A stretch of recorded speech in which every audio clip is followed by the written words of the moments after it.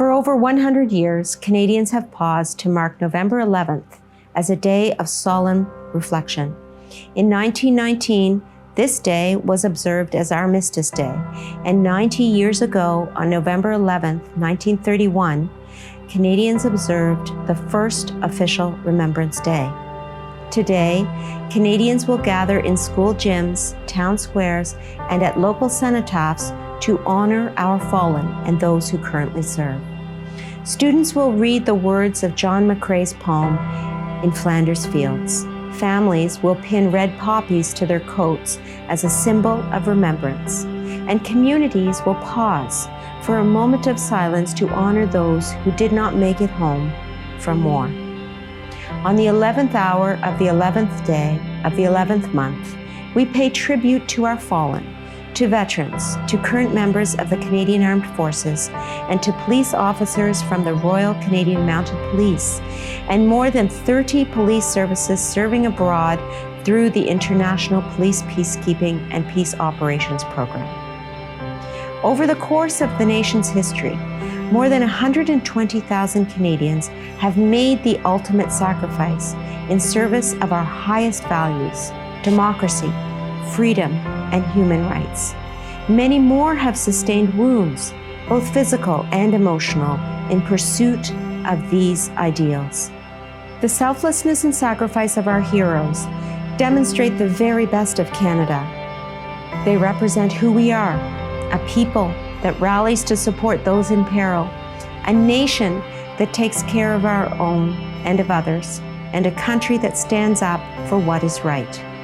Over the decades, Canadians have earned a strong reputation as distinguished soldiers, sailors, and aviators in our work to defend peace and freedom. We have marked several important military anniversaries this year, including the 105th anniversaries of the Battles of the Somme and Beaumont-Hamel, and the creation of the No. 2 Construction Battalion, the first Black military unit in our country's history. It has also been 80 years since the defense of Hong Kong, 70 years since the Battle of Kapyong, 65 years since the beginning of the first large-scale United Nations peacekeeping effort in Egypt, 30 years since the end of the Gulf War, and 10 years since the combat phase of Canada's mission in Afghanistan ended.